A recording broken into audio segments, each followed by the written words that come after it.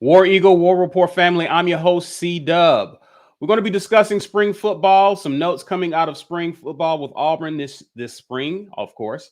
And we'll also discuss what did we see, that as well as some closing notes on the basketball season. We'll grade some people, all that good stuff and more.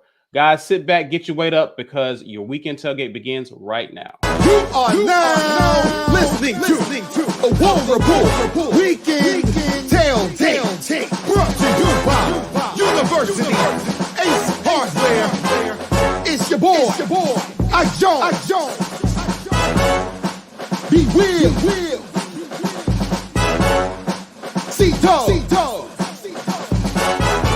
Mike G. Get ready, sit on back as we bring you the War Report Weekend Tailgate.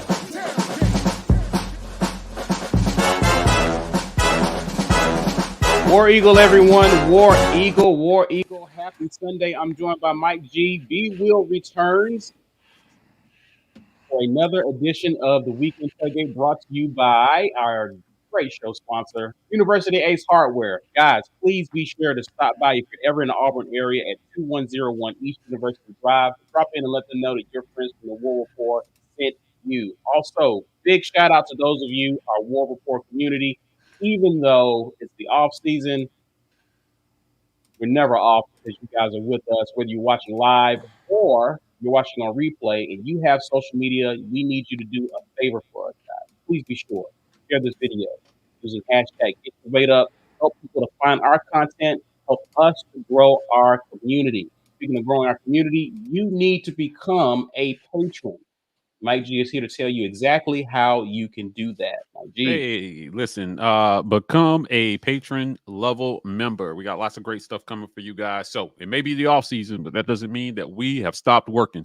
We're still working for you guys. So we got spring practice going on right now. We have A-Day coming. We're going to be doing an awesome A-Day live cast like we did last year for you guys. So we'll be breaking down film from A-Day.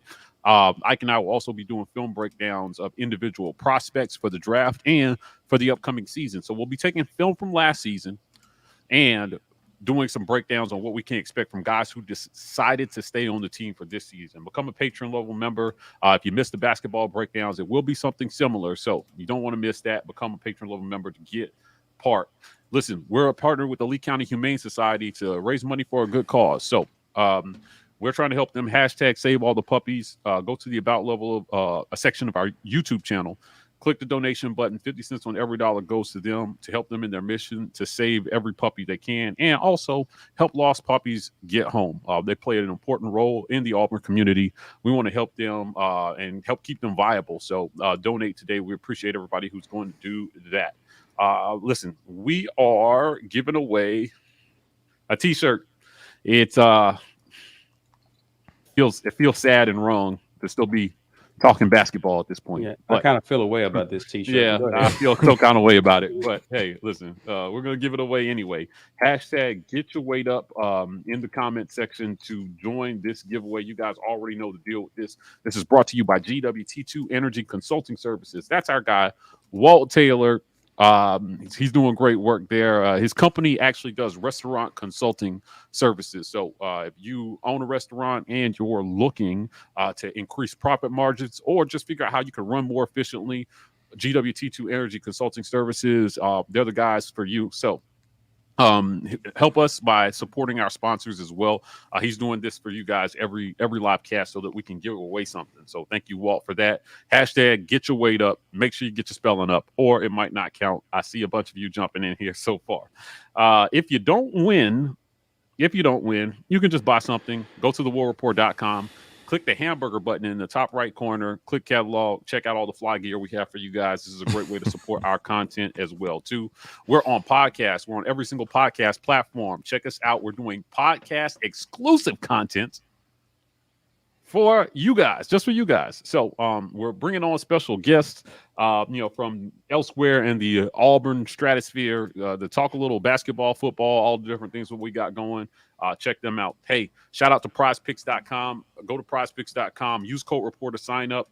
We still got a little bit of college basketball left. So if you're trying to get in on the action, prizepicks.com, use code reporter to get 100% match. And that way they know that you came over from the War Report.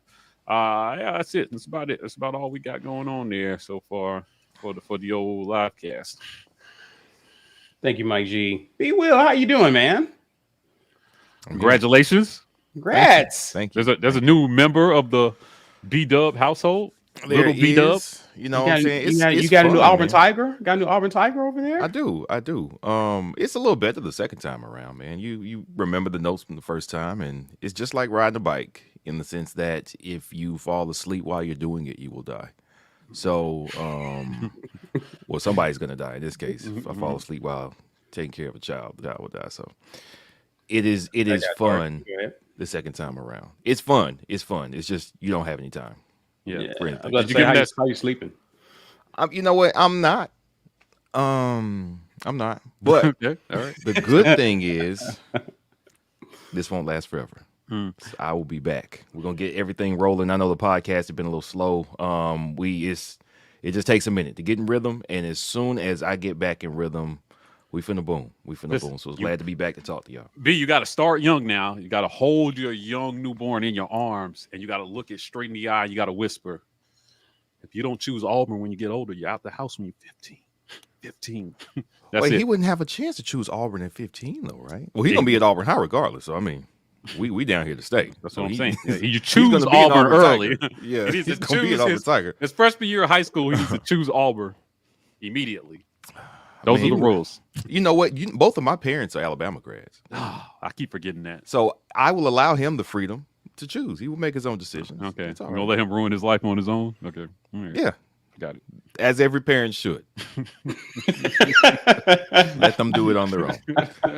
But I appreciate everybody in the chat saying congrats. Thank y'all. I love the plausible deniability. Well, he chose it. I ain't Father can only do so much. Right. I only loved him and provided for him. That's all. Anyway, let's talk spring football. B. Will has affectionately said it's basketball season for much of this spring and for much I don't of want this to talk about year. that no more. I want to talk about that no more. And now he's moved on. And now we're back on football. Auburn took to the field for a scrimmage, an 80-play scrimmage. A few notes to make note of. TJ Finley threw 7 to 10 of his passing. 9 different players caught passes. Tank actually rushed for about over 90 yards, had a touchdown. Jordan Ingram had a score as well. The defense had 6 sacks in this game. We'll talk more about that and how that played out. But one of the things that I do want to start with noteworthy is Dylan Brooks. Dylan Brooks has been pretty well talked about on this show from the moment he committed to Auburn, leaving Tennessee. And we knew this kid had a lot of upside, very talented guy. And Mike G, I know you were very high on him. And for this spring, it's been at the edge position. There's been a 3-man rotation in terms of Dylan Brooks. Of course, there's Derek Hall and you have Eku Leota. So Brooks has a big opportunity here to get some playing time. And Harsin spoke pretty extensively about him. He was asked about Brooks. And Brooks noted the leadership that Hall pretty much has been stepping into coming into this season, this spring. He's been more vocal and it's provided an opportunity for Dylan to learn. And this is a pivotal year because he's going to be the guy after next year, after Eku Leota and Derek Hall leave. So this is a great opportunity to learn under those two guys. Mike G, what are your thoughts on hearing Brooks doing well in spring? This is his first year to really have a shot at seeing the field, and it looks like he's making the most of it so far. What do you make of that? Yeah, I mean, listen, ESPN had Dylan Brooks as like a top 20 overall recruit. So this was a guy who, depending on who you listen to, had a ton of talent. He came in, he redshirted, so he had a chance to catch up physically and strength and conditioning. And now the training wheels are off. This is time for him to go out there and prove why he was so highly touted by a lot of recruiting services. I'm looking for him to do big things there. Was Jacoby leaving? it's like losing two guys on defense. And when you have somebody who is as good as Jacoby, who's practically a tackling machine, they may fill his position, by committee essentially, but rotating in a bunch of guys in and out. Now I know Dylan may play D end. He's kind of like a D end linebacker hybrid kind of player, so I wouldn't be surprised to see him play edge at either position. But I expect now's the time to make moves. Now is the time to make moves. It is the spring. Now is the time to show the coaches that you're going to work harder than everybody else, that you're going to do what other players are not going to do, and you're going to just get yourself together, man, and challenge for a spot. It's what competition is about in the offseason. So Dylan Brooks, Tennessee had him. They had him in the bag, and Pruitt started handing out $1,000 Happy Meals that are ironically very illegal now, and he ended up at Auburn. So I think I'm excited to see what a lot of the young guys are going to do. Listen, these springs are not really for veterans that have been in the system. They're not, right? Like this spring isn't for Tank. There's nothing we need to see from Tank this spring. Nothing other than he's healthy. Right. So if you're in a position, we don't need to see much from Derek Hall. He's going to be out there and be a leader, but we know what he can do.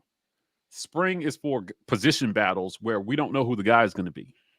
So what are those positions? Well, linebacker, there's some holes to fill. We know in the defensive backfield, we got some changes going on. Wide receiver, tons of stuff. Running back, not so much. Quarterback, definitely. Got some evaluation to do there. So, Brooks is in one of those places where, again, even if he doesn't win the starting job, how they like to play defense, if they play as many men deep as I expect them to play, it's not going to matter whether he starts or not. He's going to get significant playing time and pivotal roles at pivotal times in the game, and he's just got to be ready to do that. So now's the time to show the coaches that you can be trusted, to know your assignment and what to do when they put you on the field. That's what spring's all about. Appreciate that. Before we get to UB Will, I got a specific question for you.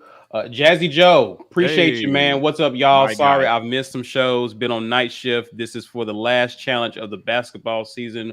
Or damn, appreciate you, Jazzy. And he has a special message for you in the form of another super chat. Congrats, B Will. Yeah. Thank you, sir. Good sir. Thank you, Jazzy. Yeah, we can't mention Jazzy without. Yeah, welcome to another Jazzy challenge.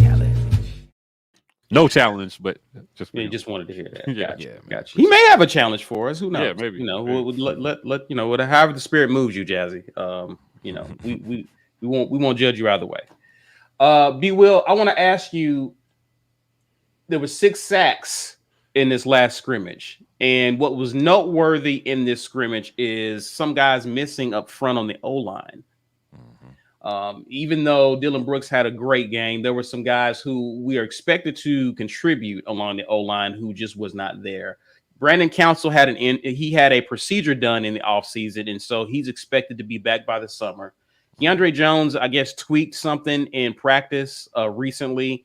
According to Harsin, he expects him to be able to return soon and finish out spring. So he is expected to be back sooner rather than later. But of course, Nick Brahms and Austin Troxel, who suffered injuries prior, are limited in spring. So during the scrimmage, you had on the first team left tackle Killian Zaire, Cameron Stutz, Jaleel Irvin center, Tate Johnson at guard, and Alec Jackson at right tackle. Some of your newcomers, Colby Smith, Garner Langlow, those guys were on the second team. Okay. My question for you is, Harsin talked about the potential for Auburn to kind of work on building some depth. If these guys who are getting some burn, some opportunity to play now, if they're able to catch on and do what Will Friend is kind of asking them to do, you bring back last year guys, and if they're healed, they're stronger, they're faster, they're better, you have an opportunity to actually be able to play some more guys and have depth in the upcoming season. Are you buying that? I mean, I know we haven't really grabbed anybody out of the portal, but what kind of opportunity is this given the guys we expect to contribute being out? What opportunities do we have? We don't really know what we have behind these guys. What opportunities do we have this spring to see what's at O-line for Auburn? Well, before I answer that question, I need to say hello to my oldest son, Wesley. Hey, Wesley, because he watches the show. My wife says that he says, "Hey, Dad," at the screen. So I see you, boy. You be good for mommy because she has another of my children down there. Be a little less active. I will be down soon. All right. Now we've gotten that out of the way. I don't know how much to make of what can be improved upon for offensive linemen because, like many positions, you have natural gifts, athleticism that can kind of give you an advantage at the position. Then you have skills, and those skills are critical to the position. And things like quarterback, it's like, yeah, you got a big arm, all right, or yeah, you've got some mobility, but can you read, diagnose, and be accurate? It's like those are skills. Some are natural, like the athleticism or big arm. Some are developed, like being able to read. So with offensive line, we know athleticism plays a big part. Some of the best left tackles in the NFL Pro Bowl careers are guys who were really big and really strong, but they also had the mobility to protect and keep your quarterback safe from really dynamic athletic defensive ends. For us, we haven't been recruiting at a clip where we're getting the most dynamic athletes at that position. So one thing that we know Harsin has tried to address is strengthening the bodies of these guys. So at the very least, listen, if you're not the most athletic guy, you can at least be a steel wall for us. You're not going to get run over. You're not going to get blown through. We can address that. When it comes to skills with offensive line, it's a little different because like we know wide receivers and running backs, they work on feet drills, right? They get their feet quicker. That's helpful for offensive linemen. But when you're toting around 300 pounds, 310 pounds, 320 pounds, some of that might not make too much of a difference. And I'm sure there's some training and things that can help improve anybody's speed, athleticism to some extent, depending on where you started from. But what we'll need to see from these guys right now is, are their bodies up to speed? And it may be a case that mentally they're not up to the speed of the game yet. And by seeing these experienced rushers come at them, this is what will help steel them. So come summertime, they can go, okay, you know what? I've seen that. I've been prepared for that. But one thing that's a little different at offensive line than other positions is you all have to be talking and reacting together. You have to be. And it's not incredibly like running back. I don't have to rep with every other running back for me to be a great running back. I don't have to. I got to play behind the line. I need to get reps getting the ball from the quarterback. We need to get that handoff right. But I don't need to play with every other running back to be good at my job. Offensive line, you have to be playing with those other guys because you have to be talking to those other guys. You have to see the defense the same way. And this can be critical for these guys who have not gotten reps yet. That's probably the most important part is, all right, what are we identifying? How are we calling this out? What do you see? So we don't get confused on the stunt and two guys follow the same rusher and then we got a wide open lane to the quarterback for the defense. Those are the type of things that can start to be worked on in spring practice. And that's what we will see, I think, more than anything, because I don't know how much real progress any offensive lineman can make outside of real game experience. I don't know. I think our offensive lines, as we've seen them, they've gotten better as the year's gone on.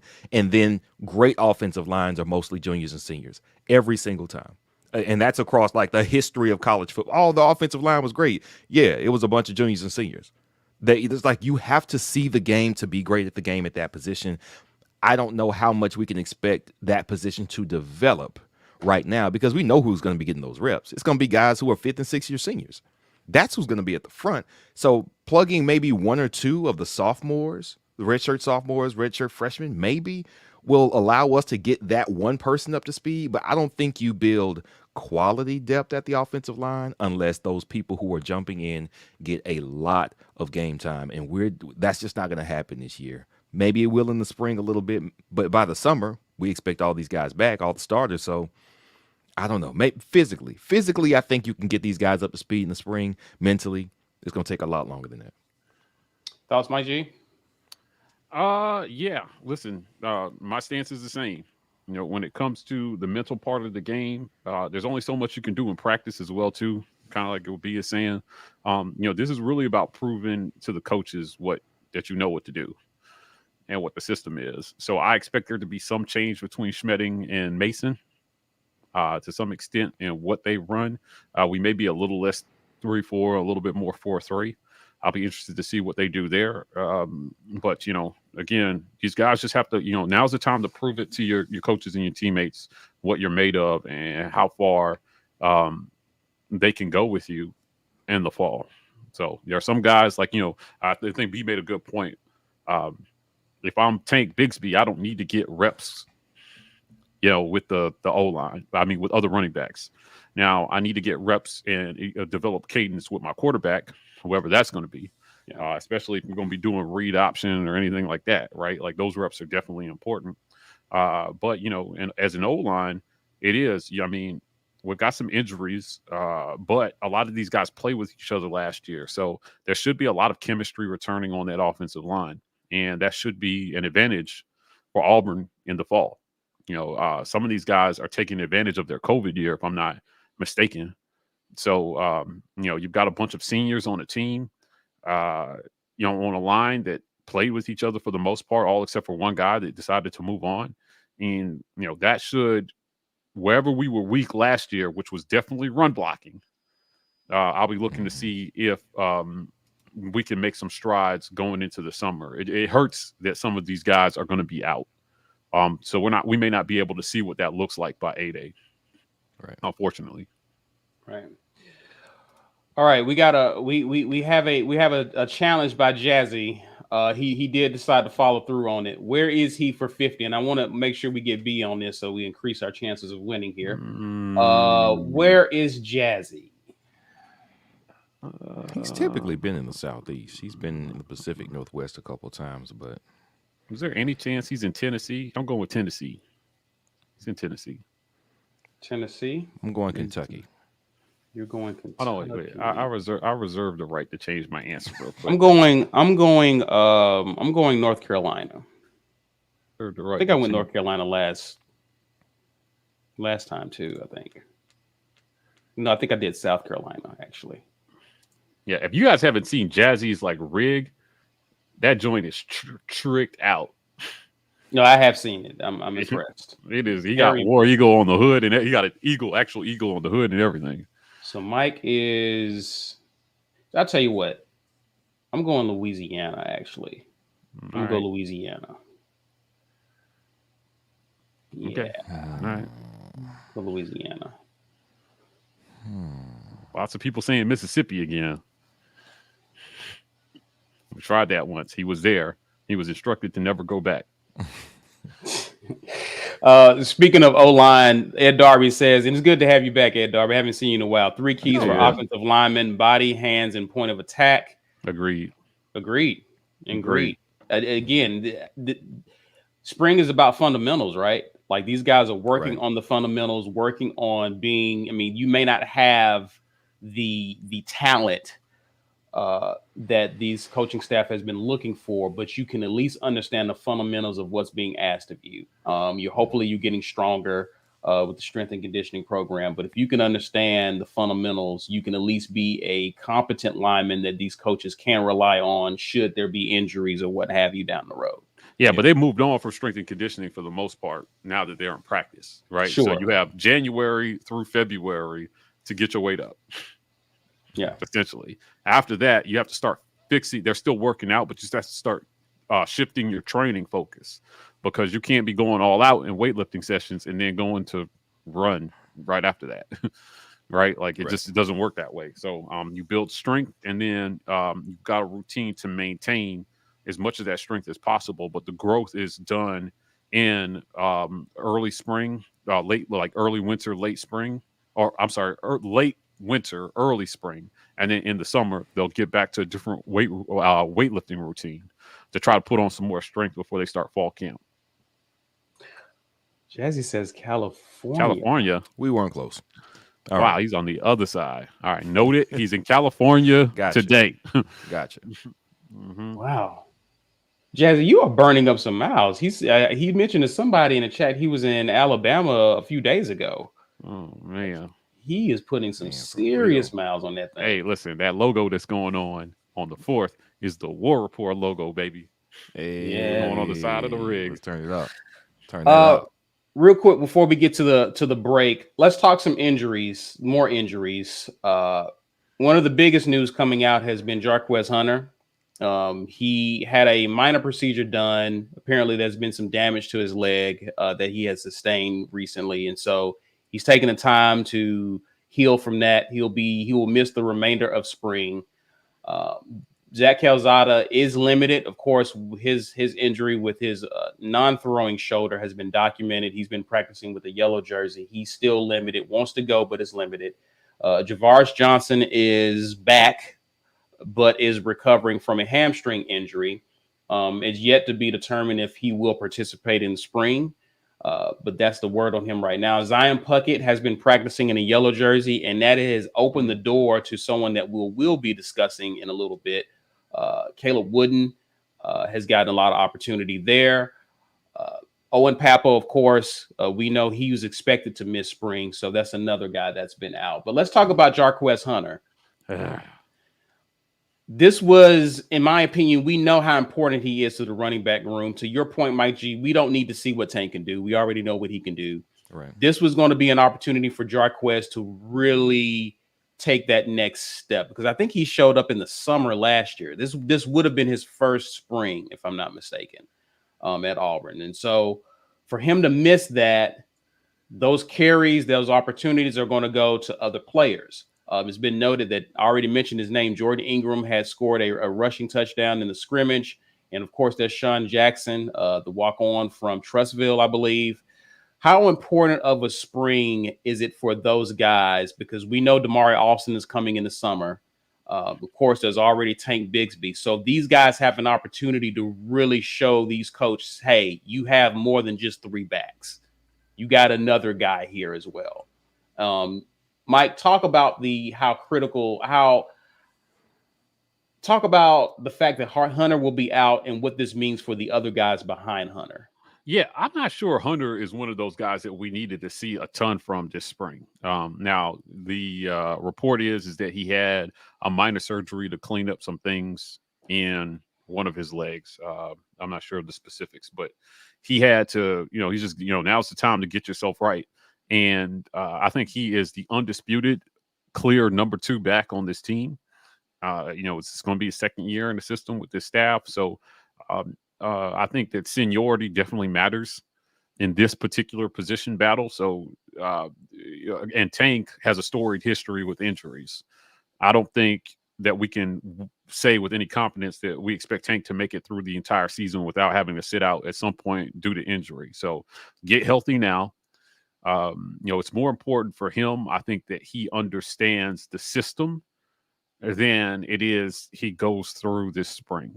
So they said he's out 8 to 10 weeks, which means, he's going to miss practice the rest of spring ball, but he'll be back in time for summer workouts. Yeah, he'll be back on the field, improving his game and doing what he needs to do. I don't think that Jarquez had a ton to prove in scrimmages and drills and things. We got to see what he could do in a game last season. Right. Again, this spring is really for guys who did not see field time last year that are battling for a position. I don't really think Jarquez was battling for anything. He's number 2 behind Tank. Mm-hmm. Right now, he can lose his number 2 spot to injury if he doesn't get right now. There's nothing to suggest that he won't be the number 2 back starting the season if he's not healthy. No, I want that young man to get well. I think he showed us flashes of brilliance to start last season as a freshman in the first few games from game 1.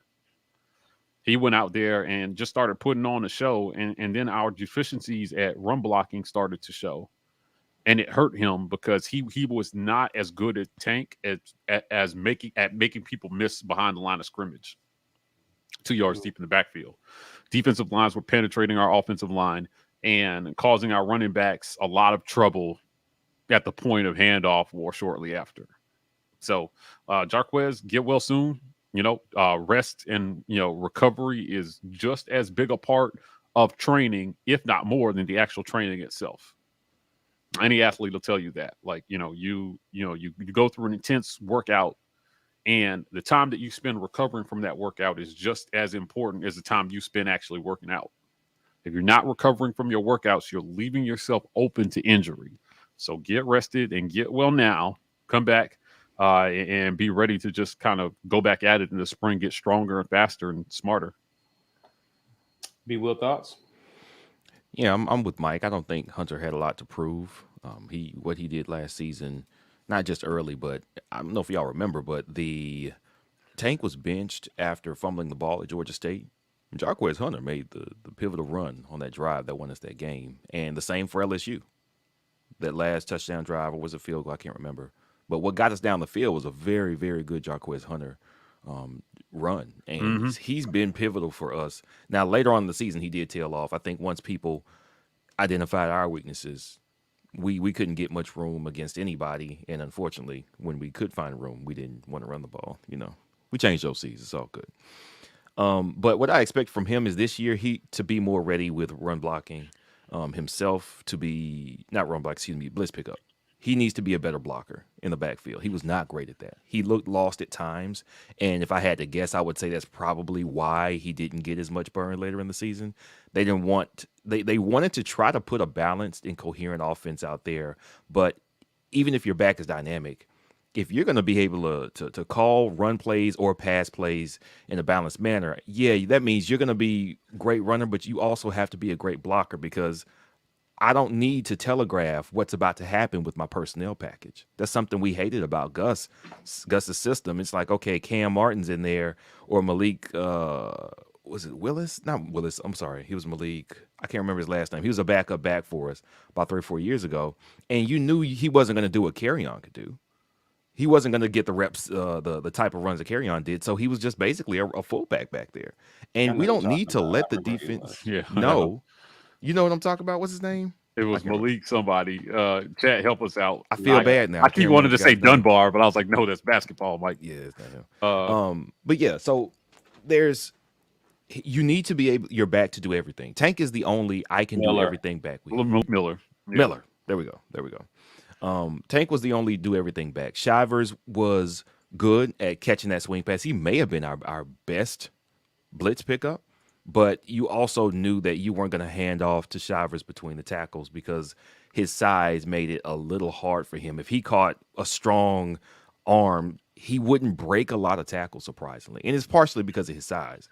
So we knew what he was going to get. He was going to be our outlet, and it worked great. But even they stopped going to that. I think once people kind of picked up on what we wanted to do, you knew Shivers is going to be that.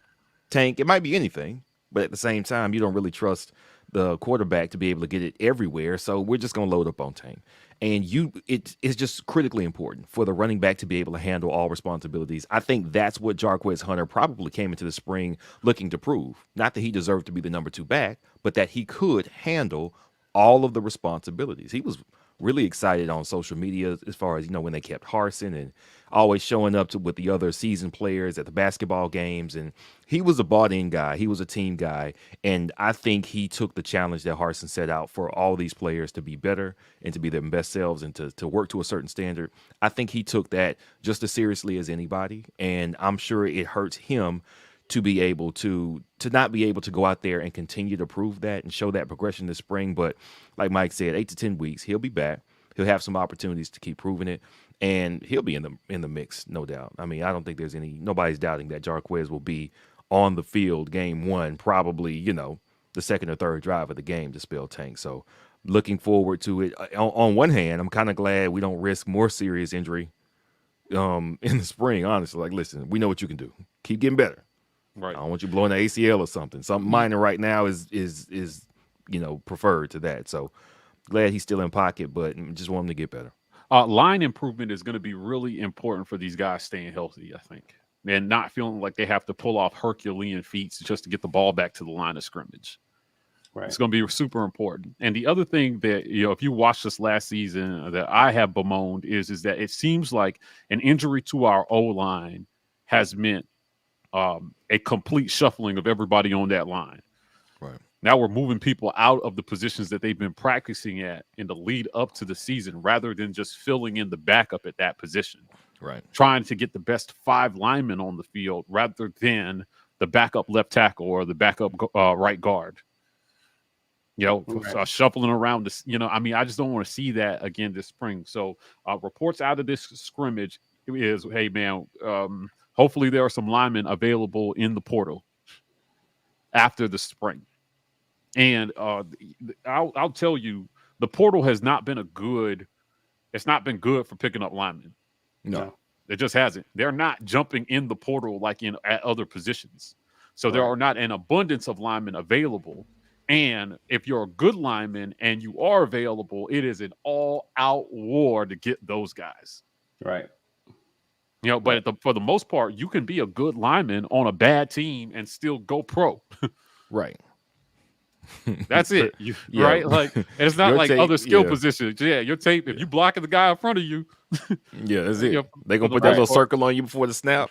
Hey, That's look Yeah, how I like handle it. but that's because you don't need the ball to be able to Right. make plays, right? Yeah, Right. So that's yeah. that's the reason for that. But So you don't see them running from school to school as often as skill positions because there's no need for them to do that if they've actually got talent. Now it may be frustrating for them, but there's still a sense of, I think, accomplishment. If you're whooping the guy in front of you, there's still a sense of accomplishment that a lot of linemen have after a game is over in that you did your job. Mm-hmm. All right. So if I kept the D-line off the quarterback and the quarterback didn't make the throw, that changes nothing. That changes nothing about how I did my job. right. Absolutely nothing. Right. If I'm opening holes for the running back and he's just choosing the wrong gap, that still changes nothing about how I did my job. Yeah. So And in a similar fashion, and adding on to that, where these linemen choose to go when they do, I think that says a lot about what they think that school and coaching staff can do for them. Because, like you said, it doesn't change much about how you do your job, but at the same time, more eyes on you in the program you play for is going to do a lot for your draft stock. exactly. Right. So, if you're in the SEC, eyes are going to be on you every Saturday because of the TV contracts that we have. But are they watching you at 6 p.m.? Or are you in that 11 a.m. slot? right. 2:30. Right? Yeah. Like, Right. are you on while I'm doing my Saturday morning chores? Or are you on when I've settled in and I'm watching, some of the more competitive teams play in the day? And I think B hits the nail on the head with that one. If you're a lineman and you're choosing a school that has a history of sending linemen on to the next level, Right. And helping you take the next step. If they're not going to do that for you and you're already good, there's almost no reason to jump other than to say you got on a winning squad, sure. Man, but in the end, there's only one. So it is what it is. Well, listen, guys, do us a favor, get the thumbs up. We greatly appreciate that, man. Show some support. If you haven't been commenting or if you've been commenting, please be sure to smash that like button. It definitely helps us out with our engagement. We're going to pause to acknowledge the sponsors of the War Report. The War Report's Weekend Tailgate Show is brought to you by our generous sponsors. University Ace Hardware, located at 2101 East University Drive in Auburn, Alabama, right across the street from the Auburn Mall and next to the movie theater. For all of your hardware needs, Ace is the place. AuburnSports.com. For news and notes on all things Auburn sports, head over to AuburnSports.com. And our giveaway sponsor, GWT2 Energy. If you want the best in the business at restaurant logistics, check out our friends at GWT2Energy.com.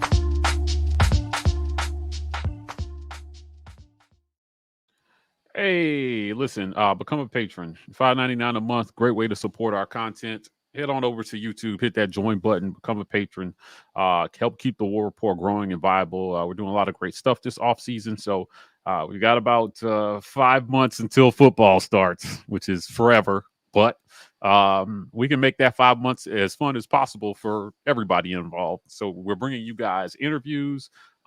We are bringing you guys extra content that you cannot get anywhere else but the War Report. So become a patron. And part of becoming a patron and helping support our content is, like I said, interviews.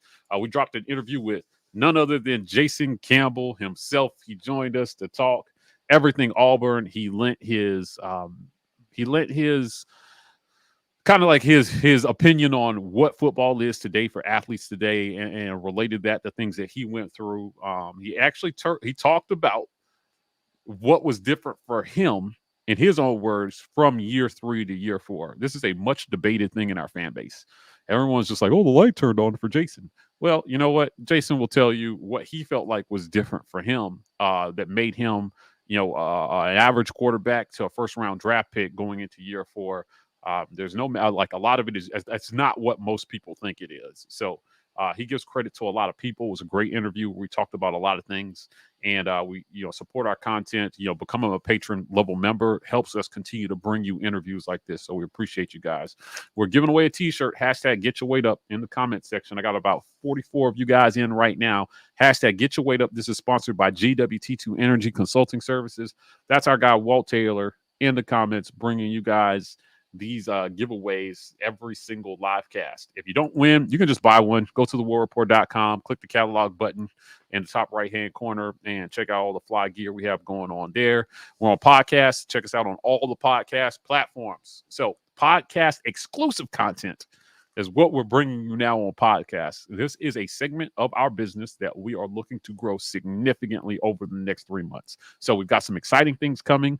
I can now report to you guys that thewarreport.com is going to be something much different for you guys. So you can go to thewarreport.com in a couple months, and we're going to have a one-stop shop for you guys on everything War Report. Podcast being at the top of that list. So check us out on podcasts. Special shout out to our title sponsor, University Ace Hardware. Go check them out, 2101 East University Drive, right next to the movie theater. And Prize Picks. Check them out as well, too. We got a few more games here. I think Miami and who is playing right now? Is it Miami and Kansas? Miami and Kansas are playing right now. So that game is halfway through the first half, which is pretty much knotted up. Prizepicks.com. You can still put some props up on these games and win a little money. Ike has been putting out Prize Pick segments specifically. If you don't understand, this is a form of winning online that is not available in a lot of states. So my girl Brandy Mack over on Twitter, B Mac, if you're watching, shout out to her. Her and B are they don't know it, but they're soulmates. They're betting soulmates. And listening to her talk about lines and props and stuff, I was just like, oh man, I need to connect you with Brian on this. But she understands the spreads and things of that nature. But where she lives, Prize Picks is not available.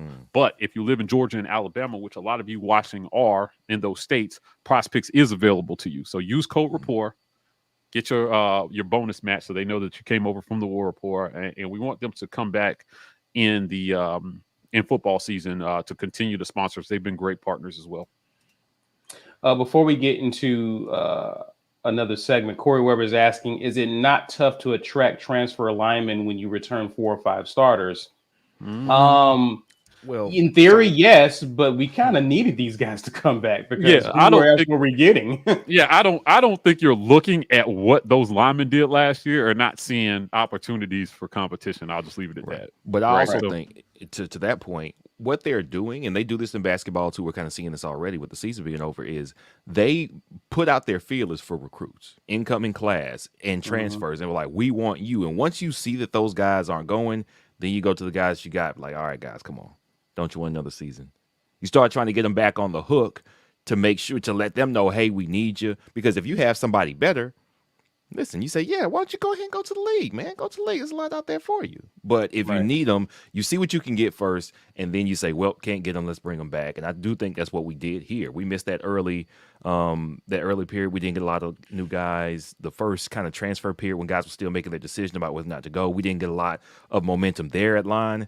So then they started holding down, like, listen, you could use another year to develop. We could use another year. What do you say? And I think that's probably why, Corey, we're not attracting. It's not that the guys came back and so the transfer said, oh, I don't want to go there. It's that we couldn't get the guys to come here. And then we got our guys to come back is what happened. Because what you don't want to do is let those guys leave and you bank on the second wave of guys entering the portal to try to find a guy, and you miss, and then you don't have no one. Right. So you want to go into spring knowing that you have your O-line, you have the guys that you want to go to war with, instead of depending on this second wave. So let's get into, we're going to move some things around. B won't be with us for the entire show. So we're going to move a special segment up, guys. Let's talk about what did we see?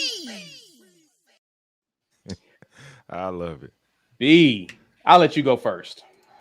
Yeah, man. You know what? I know a lot has been made about the basketball season and how it ended. We were all disappointed. But I think I can say with certainty that not even Bruce Pearl could mask our problems for an entire season. They're going to give their, Mike and C are going to give their basketball grades a little later. I would love to be on for that, but I need to go take care of the fam. So what I will say as kind of a prelude to that segment is what we were good at. It took us maybe 6-7 games to find it. And it took everybody else about 18 to 20 games after that to stop it. And I think that's a good coaching job. When you look down our roster, piece by piece by piece, we have a lot of guys who only do one or two things well. And any other team, I don't think any other team would have been able to win as much as we did with the exact same pieces. We had one trump card that was Jabari Smith, and he didn't turn into what he could be really until the last third of the season. So what we did, I don't want to say it was smoke and mirrors. It wasn't a MacGyver job. It's not like he took a paperclip and turned it into Michael Jordan. But what he did do was find a way that the guys we have, some with very limited skill sets, were able to contribute.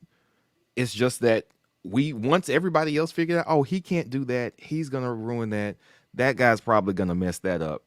And they were able to diagnose what we did poorly, and they made sure that that's the only way we could beat people consistently. Do what you don't do well, guys, and then you can beat us. We have a lot of growth to do. As individual players that are still going to be coming back, they've got growth to do. But the personnel, the makeup of this team needed to change for us to be great. We were a really good team, and I think the fact that we won as many games as we did is a testament to Bruce really being able to find enough that we were good at. It's just that hats off to Miami. Honestly, Jim Larinaga always been a good coach, and they were able to make us do what we were not comfortable doing immediately. And for the entire game, he did a better coaching job, and I think Bruce would admit to that as well. It's not all gloom and doom. Round of 32, we shouldn't have lost in the round of 32, but Miami doesn't really look like a 10 seed, do they? Because of how they're playing and when they're playing there, I think we lost to the team that played us better. They are playing better, which is why they're in the Elite Eight right now. So hats off to Bruce and the team. I think he did a fantastic job. I think he deserved that SEC Coach of the Year accolade, and I'm excited about next year for these guys. Still disappointed. We never wanted to see our team, especially this team, an all-time great Auburn team, losing around to 32, but very proud of these guys and what they were able to accomplish. I think the great coaching job here is the fact that Bruce figured out how to utilize this team early on, right? Yeah. And so once you come up with your best plan for this team, there is a lot of opportunities for teams to scout and plan for how to stop what we were doing well. We looked unstoppable early on in the season with the pick and roll, lob town. Like we looked good, but teams figured out how to slowly take certain things away from us, and we began to look lost the more people were taking away our weapons. And so I credit Bruce for figuring that out early, how to use us, how to use Walker Kessler. Like Walker Kessler looked lost the first few games of the season. Right. But then once he got involved into the offense, once Bruce figured out how to utilize him, the rest is history. Now we're wondering, okay, is this guy leaving Auburn? Is he going to be a first round pick? That's what Bruce has done in just 1 year with Walker Kessler. So, yeah, to your point, I agree that there were some things that guys on this team did well, and when you took that away, they couldn't adjust. So, kudos to Bruce for even figuring it out, because some coaches wouldn't even figure that out. True. Agreed. So, all right, y'all. Mike, B. Peace. I try to catch up with everybody when I can. Hopefully, I can do some shorter parts of our shows as the weeks go on. But it's good being back. I'll catch up with y'all later. All right, brother. All right, bro. Peace. I'll go. I don't know if you have yours. I got it ready. You do have your. Do you? I guess we can go with you since we're on the subject of Auburn. So let's listen. I'm gonna try to cover my what did we see without getting angry. But in my opinion, I don't even think this is an opinion. Auburn basketball overachieved this season, and the season was not a waste. So after the game was over, after we lost, Miami put us out. We played by far our worst game of the season. They looked, for the first time, the team looked a little bit exhausted and as a byproduct of that, a little bit defeated. But they played their asses off on defense all year long. And for fans and sports commentators and people who are part of our fan base and outside the fan base to come in and say that this season was a waste is crap. It's complete crap. I think that is 100% disrespectful to the effort that this team gave us all year long. Now, why do I say that that's crap? Well, Auburn was picked to finish 5th in the SEC coming into this season. 5th. The only reason expectations raised was because they themselves raised the bar. And by midseason, it was apparent that we had a much better team than people anticipated. You know what's a waste, Caesar? If you've got 3 NBA prospects returning to your team in their junior and senior year, your preseason number 1, and then you get put out of the tournament in the second round. That's a waste, if you ask me. So by definition, if our season is a waste, a lot of other people had wasted seasons as well too, not just Auburn. But I'm not buying that. I'm just not buying that. I just think it's so disrespectful for people to say that the effort that these guys gave, they gave us our third title, SEC title, whether tournament or regular season, in like 4 years or something like that. Don't quote me on that, but it's not something we were winning regularly. 4 other teams were picked to finish in front of us in terms of the regular season title. They held on at the end in a surging SEC. Texas A&M was finding their groove. Tennessee was finding their groove. Kentucky was depending on what Ty was playing or not, they were finding their groove. Right. And for people to say that the effort that these guys gave us all season, to say the season was a waste, you easily have to disregard all the effort, all the other accomplishments that they had. Winning the SEC title, Caesar, is not a waste. Right. It's not. That's crap. It's hard. The other reason why I say this season cannot be labeled a waste is 4 out of our starting 5 players were not on this team last year. They just weren't. That's a fact. It's not debatable. Zep Jasper was not here. KD Johnson was not here. Wendell Green didn't start all year, but he essentially came off the bench. Wasn't here. Jabari Smith was a true freshman. Walker Kessler, not here.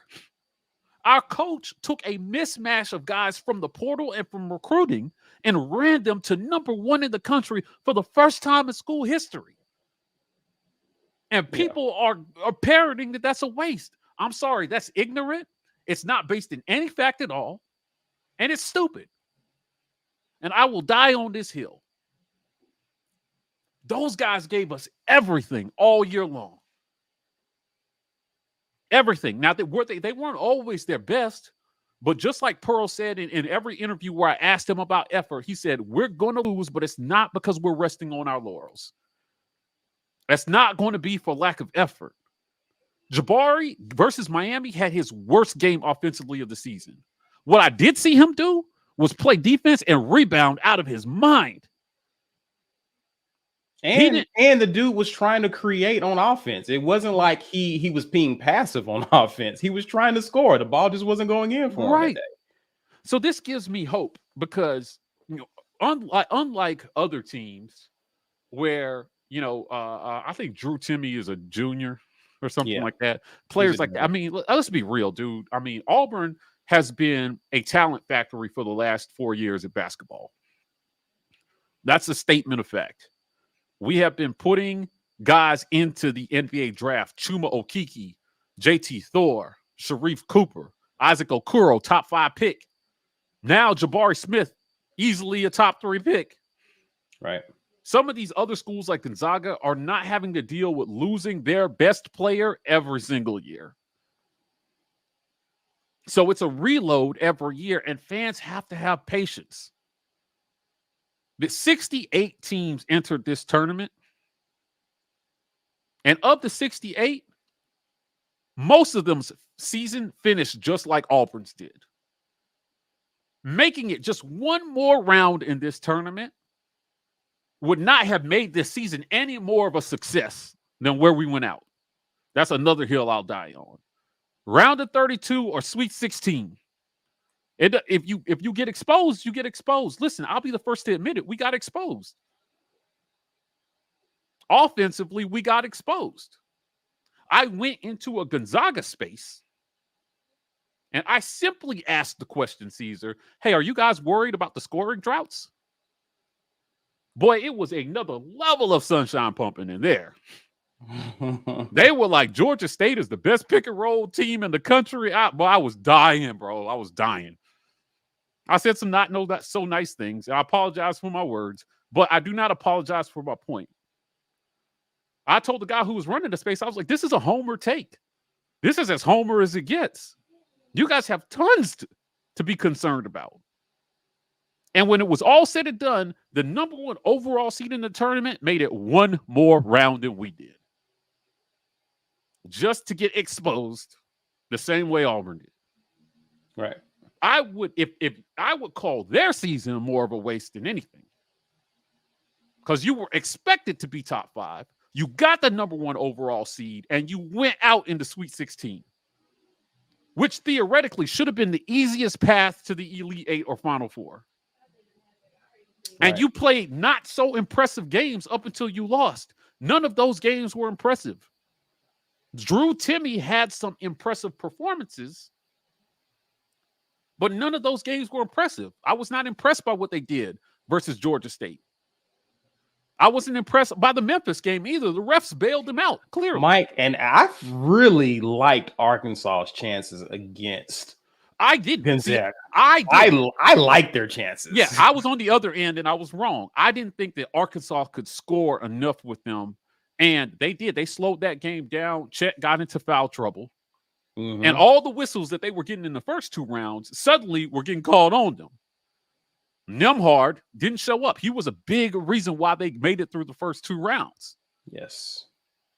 Nembhard had his Jabari-type game, 2 for 11, and they lost. Right. But I would not look at their season and say that that was a waste. Yeah. They made their like 7th straight Sweet 16 or something. You're blessed to be in that position every year. But let's be clear. Auburn has challenges to clear now that other schools don't have. We have Kentucky and Duke type challenges in terms of player retention. We're getting top players on campus, but you're not going to hold a lot of these kids, these highly regarded kids, more than 1 year. It would be an absolute coup if Jabari said he was coming back. Right. Absolute. But he's not. And Bruce Pearl's going to have the same speech with Jabari that he had with Isaac Okoro the year before. Sorry, son, too much money on the table. You got to go. Right. You cannot claim to have his best interest in heart and say it's a good idea to come back. You just can't. So I just feel like all the motor mouths running around Twitter and on social media and on YouTube and in our comment section talking about how this season was a waste. I think it's okay to say it was disappointing. The ending was disappointing. But it only got to be disappointing because of the effort that they gave, raising our level of expectation for what they could accomplish. Right. You know, it would be like us. It would be like us this season going into the football season, understanding that we got tons of holes to fill. Nobody's expecting much of Auburn. Them winning the West and the SEC championship game and getting put out in the first round of the college football playoffs, and everybody saying that season is a waste. Right. Give me a break, man. It's the same thing. The weight of expectation was not on Auburn basketball to start this season. Yeah. We may be starting a new quarterback. We've lost guys to the draft. And if these dudes play hard enough and give us enough that we actually start expecting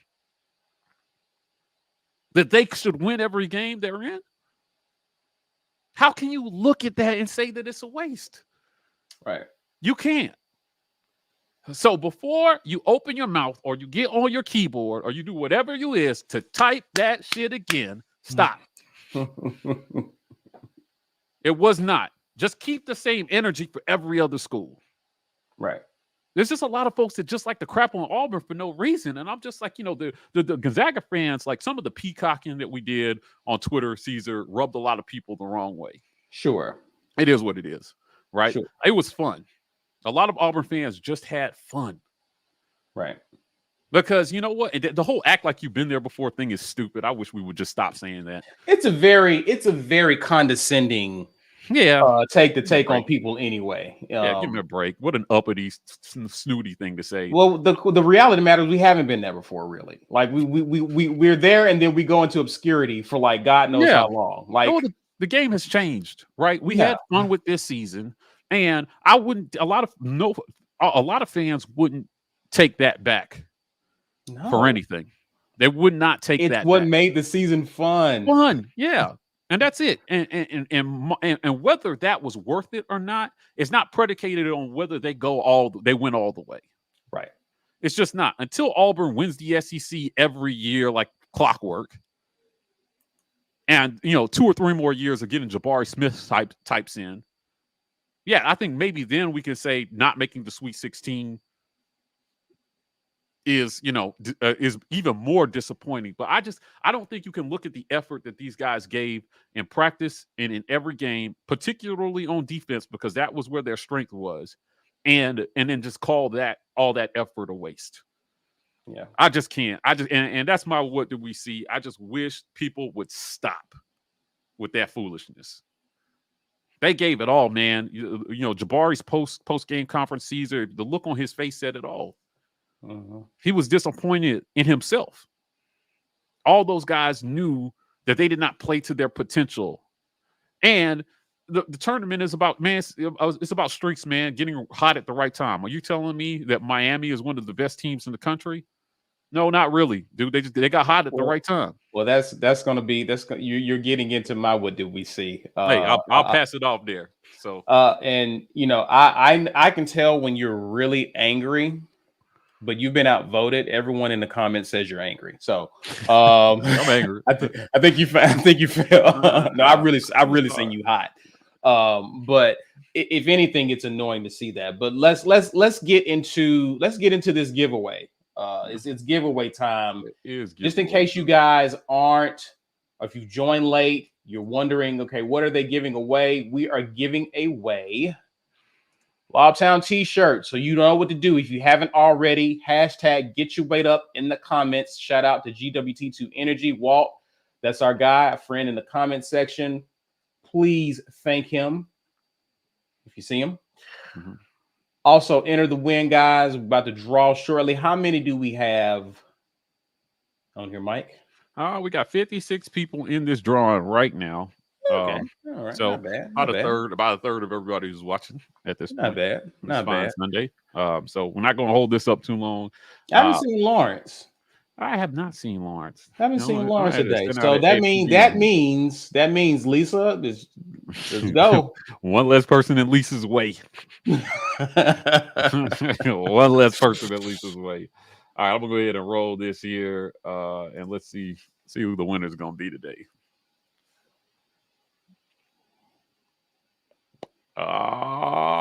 Holy.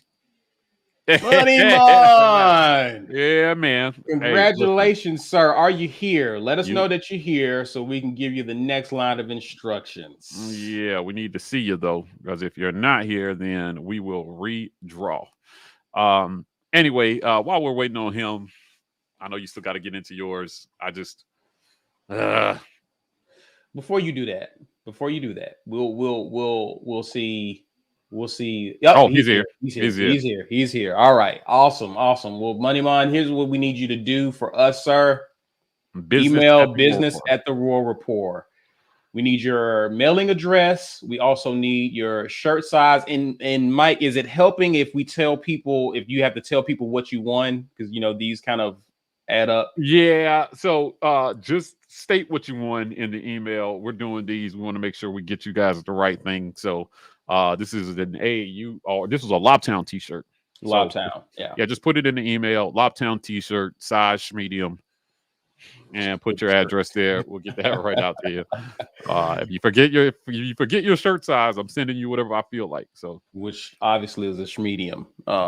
Let's before we get to mine, let's shout out another sponsor of the War Report, Rogue Shop. this segment of the War Report is brought to you in part by RogueShop.com. If you're in need of high-quality, all-natural herbs and extracts that contribute to a happy, healthy lifestyle, the Rogue Shop is the place for you. With a variety of products that contribute to a healthy sleep, lower stress, and a happy mood, the Rogue Shop has you covered.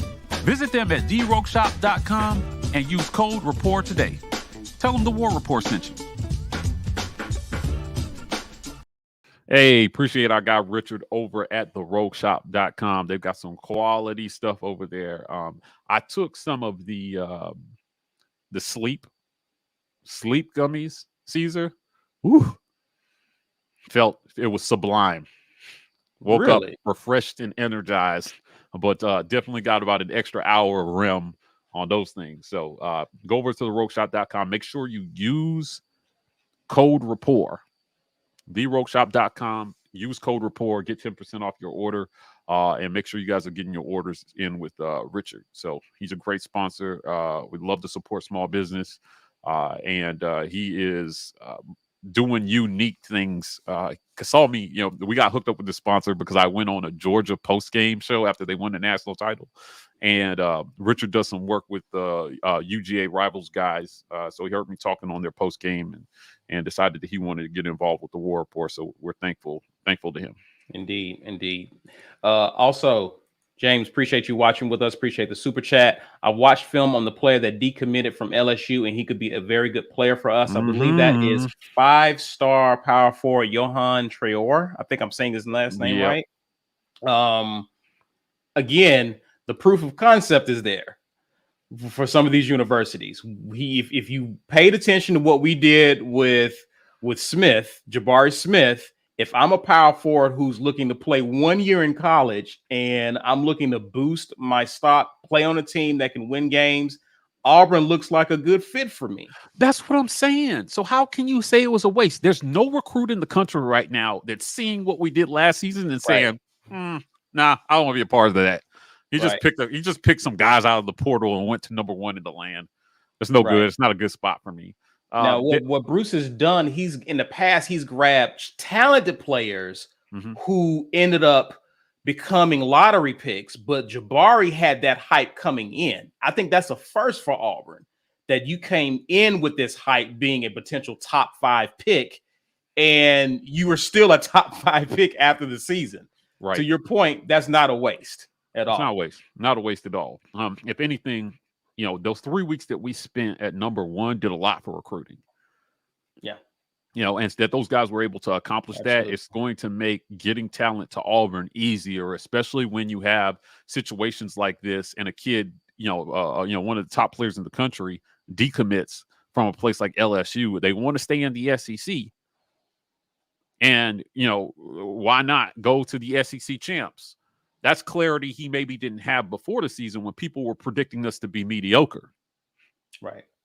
And now he can look and say, wait, Bruce Pearl has got something going on over there. Will Wade got the left-footed fellowship, so he's no longer there. And let me go play for a coach that has a proven track record of developing talent and getting them to the next level. Auburn accomplished that this season again. Right. Not a waste. Right. So my just on the heels of what you've talked about, what did we see is winning in the tournament is tough. It's hard, man. This is hard. Okay, let's look at this real quick. So we already know that 2 teams are already in the Final Four. Mm-hmm. 2 seed Villanova, 2 seed Duke. Right? Yep. Today, there's only one number 1 seed team remaining in this tournament. Currently and Miami is giving them hell right now. Right? It's a possibility there will not be any 1 seeds in this Final Four. Miami is a 10 seed. They're not playing like a 10 seed, but they are a 10 seed. They got ran off the floor when they played Alabama early in the season. Yeah, you're right. There might be no 1 seeds. If they lose, there will be no 1 seeds in this Final Four. North Carolina is looking like world beaters. Mm-hmm. They're an 8th seed. Right? They look real vulnerable and real average throughout the whole season, but then at the right time, they caught fire. St. Peter's? They ran through a 2, a 7, and a 3 seed. St. Peter's. To get here. Mm-hmm. St. Peter's is the reason a bunch of people balled up their bracket after the first weekend. My shot, I don't think I can score any more points. Everyone balled up their bracket because they're a 15th seed. Mm-hmm. So you look at whoever was a 3, a 4, a 1. Auburn is not the only school who's disappointed in the outcome of how they fared in this tournament. A lot of people suffered some disappointment this season. Mm. It's a blessing to even be disappointed that we were. Could you imagine when we were in school, Mike, after 2003 or just post, to be able to be eliminated from a pool of 32? That's a good season. Right. We would have been ecstatic because success wasn't coming as frequent. The fact that we're disappointed that we got eliminated in the second round of the NCAA tournament is a testament to how far we've come as a program. That's a fact. It is tough to win in the NCAA. It's not college football. It's a whole new different sport. You can get cold or hot in a given night. And we saw against Miami, we hit our floor in terms of shooting. We had one of our worst shooting games against Miami, who, to their credit, is a really scrappy, good defensive team. They're just hot. They're hot like we were hot in 2019. That's fact. In 2019, we beat North Carolina. We beat Kansas. We beat Kentucky, Blue Bloods. Mm-hmm. How disappointed were they when we beat them and sent them home? It's tough to win in this thing, and it's tough to continue to repeat the magic we had in 2019, even with a team that won the SEC regular season title. Right. It's not easy to do. And for that, I'm grateful for what Bruce and his staff has done with these kids. Like, as you said, it was a Frankenstein team. We pulled guys out of the portal, guys who really hadn't played much, learning how to play with each other. You'll see some of the teams that have a lot of success are guys who've been playing with each other a few years, which is why, to a degree, especially if the cards fall right in the offseason, we have a chance to reload and be just as good next year because we have a lot of the same guys coming back. Lots of sophomores, and Zep is using a COVID year. But to your point, yeah, I mean, KD is a sophomore, right? Walker, if he decides to come back, he's only a sophomore.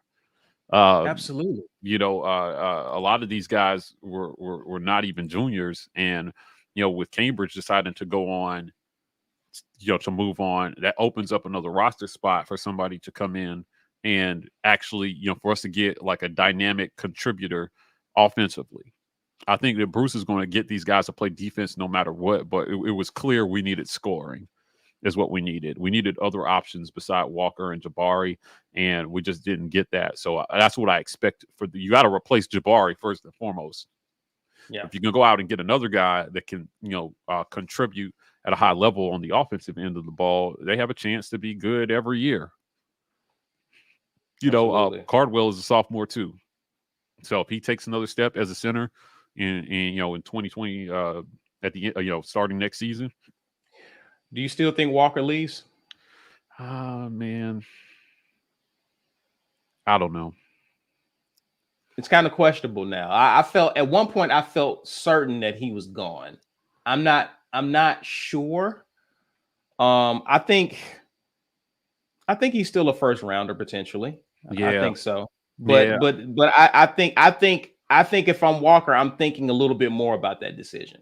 Yeah, listen, at the end of the day, it comes down to, is it in his financial best interest to stay and develop or go pro?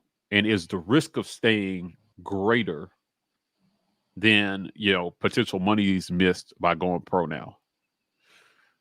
That's the calculus a lot of these players are trying to do. So it's an unenviable position to be in, but ultimately, he's got to make that decision. What happens if he comes back and suffers a career-ending injury? Yeah, it's tough, man. So hopefully he makes the right decision. Yeah, indeed. I'm gonna go back and grab. I don't think I grabbed this one from James. James says Camden Brown updates performance-wise. Correct me if I'm wrong, Mike. I don't think he's on. I don't think yet. He's not on campus yet. Like he's not. I think Jay Fair is on campus, and I've heard good things about Jay Fair.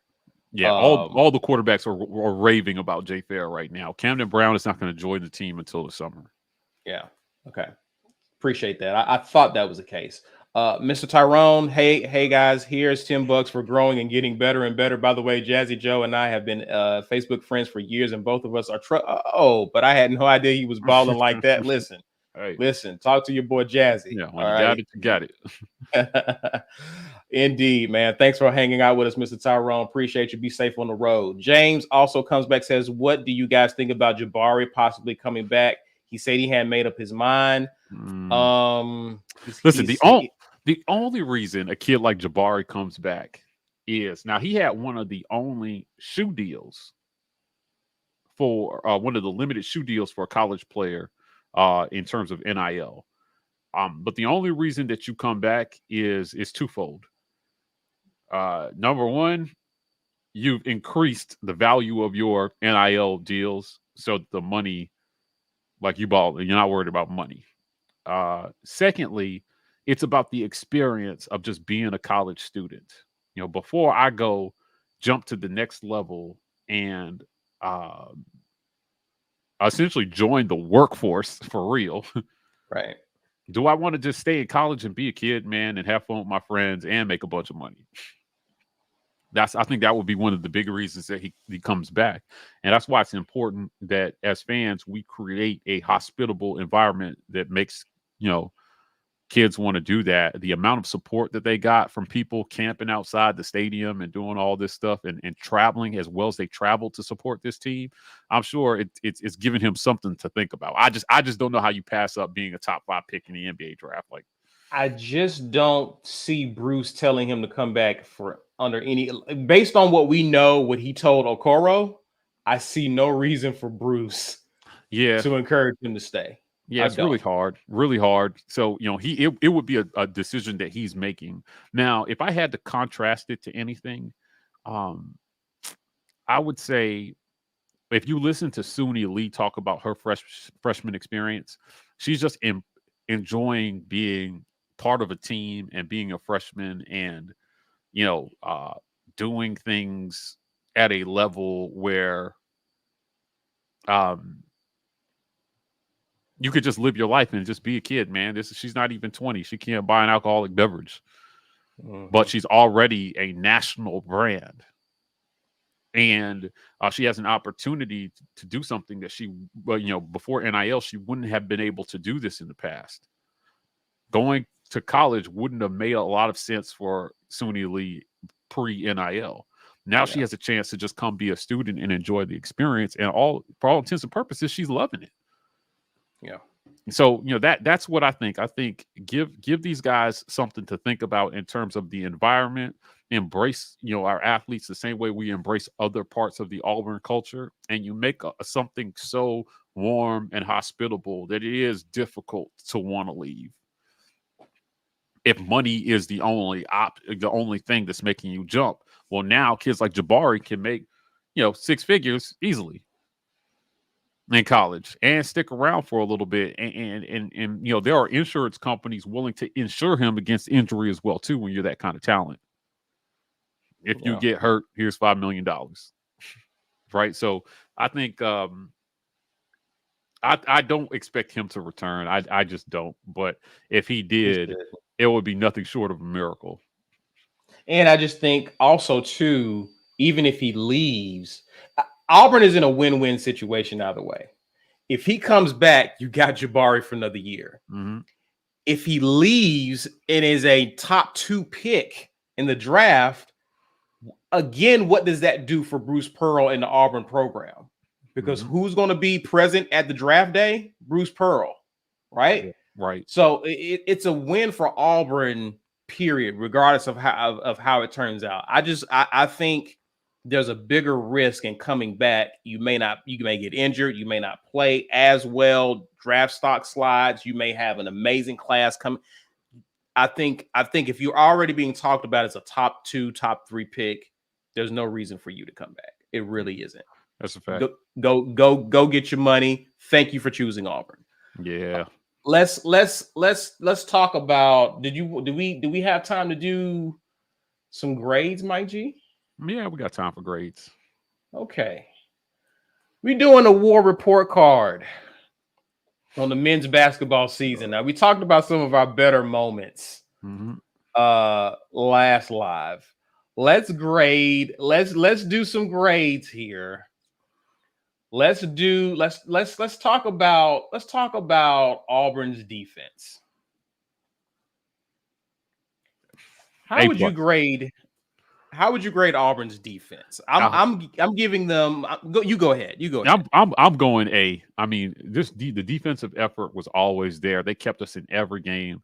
Until Miami, nobody had beaten us by double digits, and that was in large part because of the effort given on defense.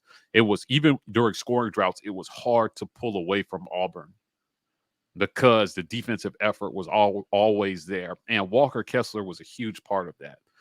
All the blocks were well noted and documented, but the amount of shots that he altered in the paint that just made it tough on defense, opposing offenses, was incredible.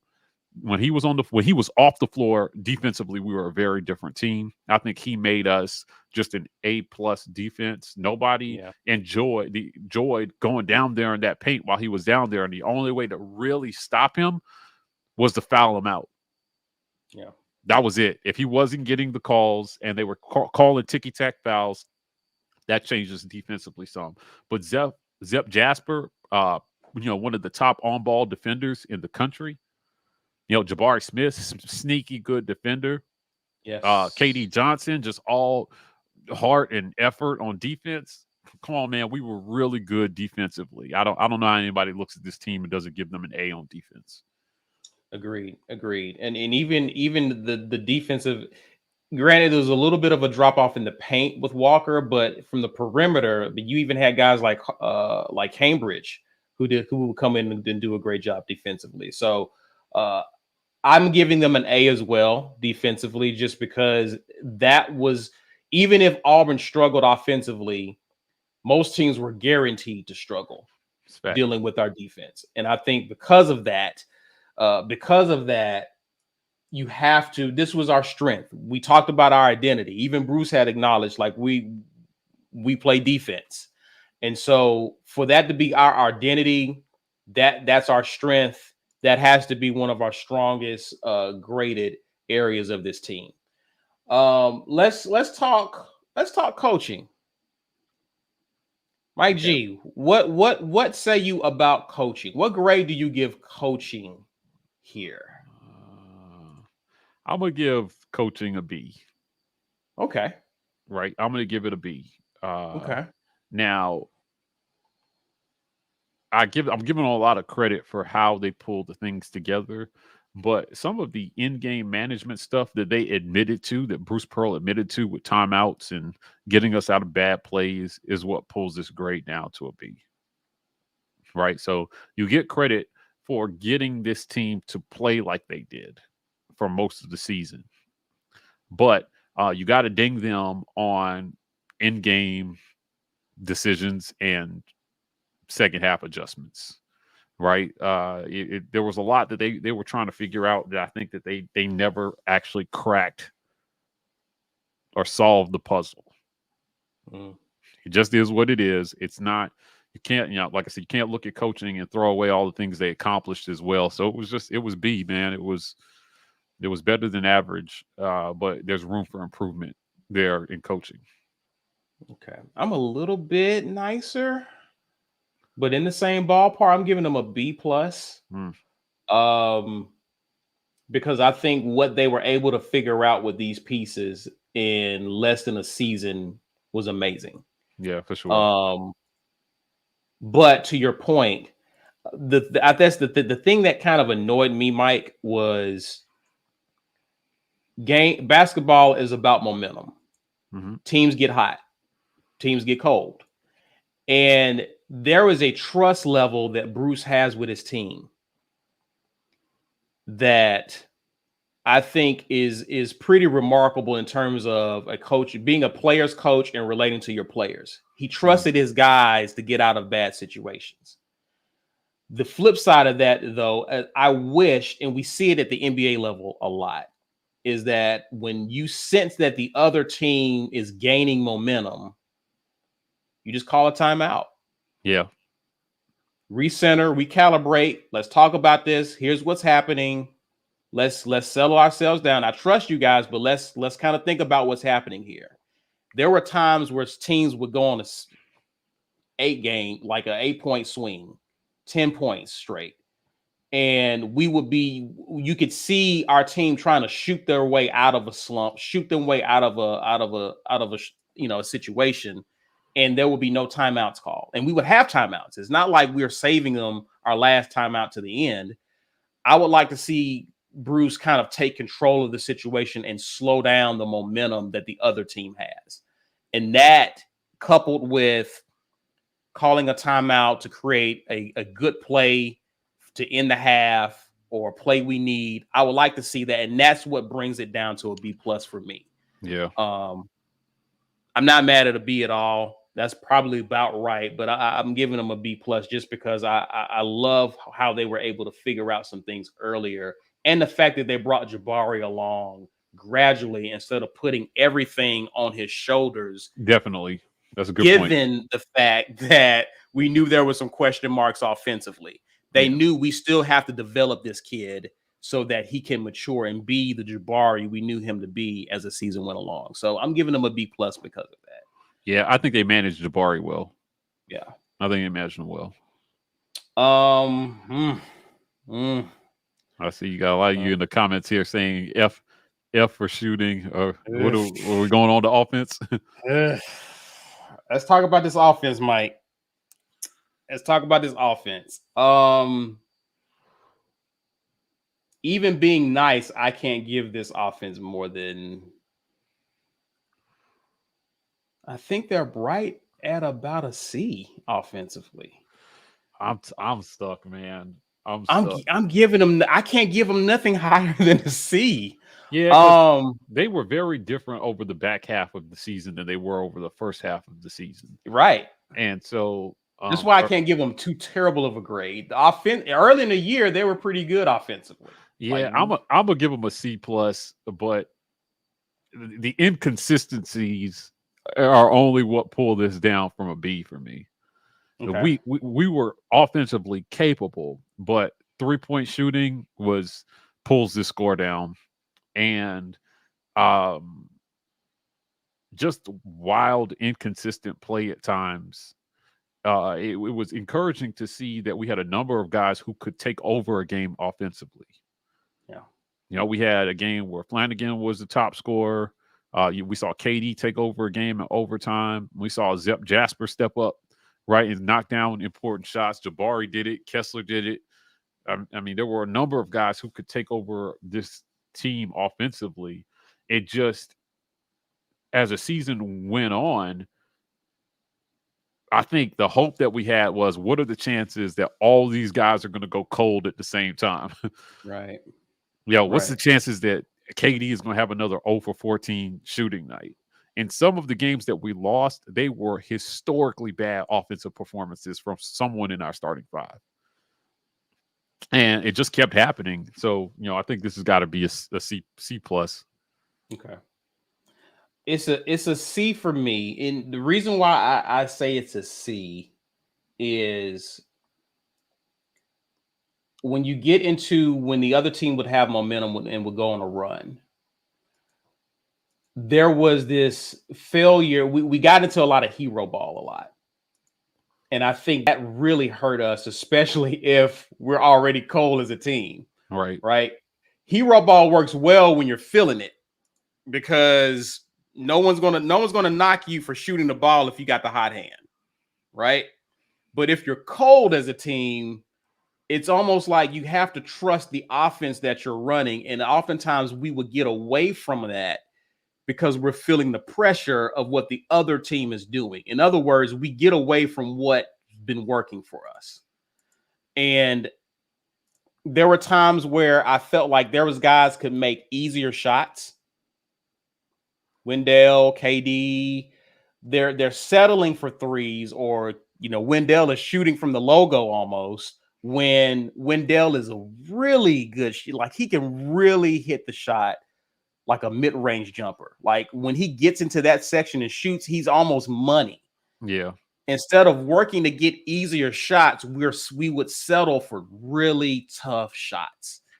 And that was frustrating. Oftentimes we would shoot really early in the possession, which felt like, even though it didn't show up in the stat sheet, it felt like a turnover, especially when we were playing against teams that want to get out and run against us. And so there were certain decisions we were making on offense, especially in these runs, coupled with the fact we're not calling timeouts, that would make these swings or these momentum changes worse than they should have been. And so I feel like, as talented as these guys are, once the pressure got on, we start playing like a team that Bruce just put together. We start playing hero ball. We would see KD go in like a battering ram to try to get to the basket and get fouled. Yeah, I gotta say, his play was probably the most frustrating for me to watch offensively. Just erratic, and you appreciate the effort that he gives offensively, but there were times where he was just losing it. Emotionally, in games, and I thought it hurt us some. So part of his maturation process will be getting that part of his game under control, playing within himself, and creating for his teammates. But the 0 for 14 performance was just, man, it just left a lasting impact on me. And you just want to, hopefully, we bring some more guys in that can just do a better job taking shots that are the right shots. And I don't know, man, we weren't good offensively at times, and it showed. And the floor for us offensively was still way too low. It was. For a team that had as much talent as we had, it was just like, when it was good, it was really good. But man, it could get really bad, and that was frustrating to see from a team that was ranked number 1 at some point. That's why a lot of people felt like we didn't deserve that ranking. And I can't say I wholly disagree with them. For a number 1 team, we say this for players and for teams. For a lot of guys, it's not how high good can it get. right? It's how low can it go? What is your minimum viable product, your MVP that you're going to put out there night after night? On defense, we knew what that was. Right. And it was good enough to win every game. Right. On offense, whew, if Yeah. it weren't for that defense, we would have got run off the floor in some of these matchups. Absolutely. So, absolutely. You know. And you know, I will say this about Wendell. Wendell started figuring out as like towards the end of the season. He became much more of a facilitator. Yeah, he's and young. he was picking his shots. He was like, I was loving Wendell's shot selection. And that's what I'm hoping for KD is that he knows, okay, if I don't have it, it's time for me to affect the game in a different way. It's time for me to perhaps be more of a facilitator in the offense. It's time for me to step up my defense. It's time for me to do other things to affect the game if my shot's just not falling, right? And so that's what you're hoping that comes with maturity with these guys. Jazzy Joe, before we get out of here, Jazzy Joe is asking, say Jabari and Kessler come back. Do we still bring in guys from LSU or other players? 100%. I'm not sure if the 5-star kid comes back or if he comes to Auburn, if Jabari comes back, but Cambridge has entered the portal. And so you do have an opportunity to bring in another wing guy, another forward guy, 3 guy that can come in and give some minutes. You know, that was an area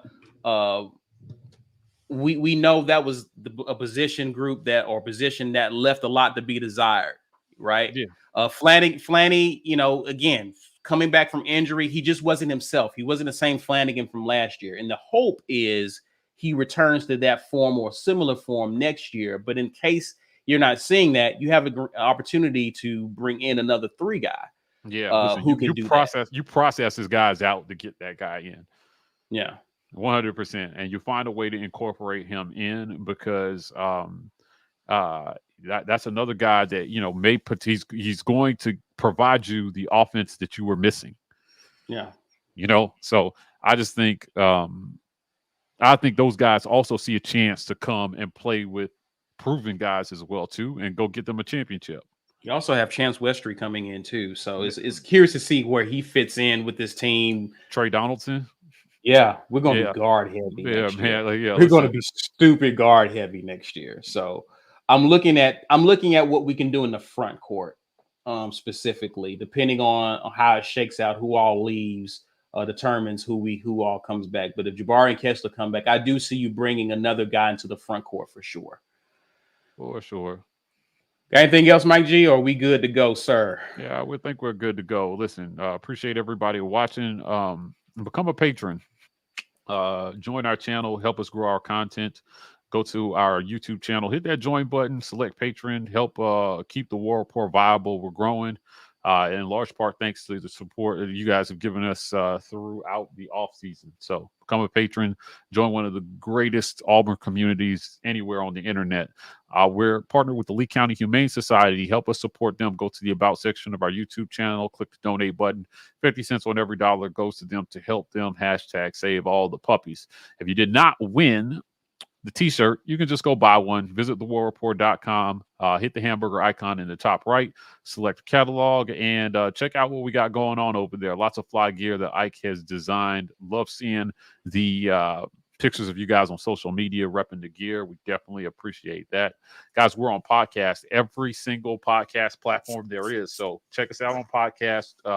We're doing podcast exclusive content. So you guys will find some stuff that you can't find on YouTube over there on podcast. Shout out to our sponsor, prizepicks.com. Season is not quite over, so you have a chance to win some more money over on prizepicks.com. Use code RAPPORT to sign up and get that 100% match bonus. Definitely want to shout out University Ace Hardware. Check them out at 2101 East University Drive in Auburn, Alabama. 36830, right next to the movie theater. They've been a great partner for us all through football and basketball season. Last but not least, definitely want to shout out rogueshop.com. Go over to the rogueshop.com for all your herbal supplement needs. They got CBD stuff. They got things that'll help you with sleep, energy, focus. It's all there. Use code RAPPORT there as well too. With all our sponsors, code RAPPORT. to get yourself some freebies. Enjoy that discount.